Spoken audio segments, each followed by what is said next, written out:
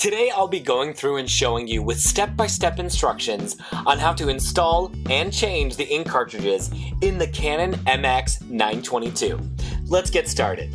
First, you're going to open the printer to access the space where you'll load the ink cartridges in and out. This can be found in the front of the printer, above the paper tray, but underneath the flatbed scanner and scanning bed.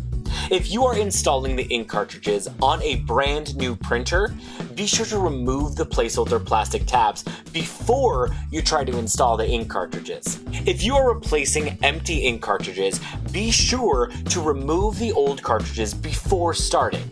You can even take your empty cartridges to an office supply store near you or mail them into the printer manufacturer free of charge for them to recycle the empty ink cartridges.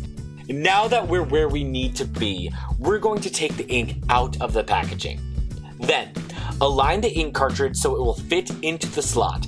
If it is not fitting in easily, check to make sure you have it the right way up and that you are inserting it into the correct slot.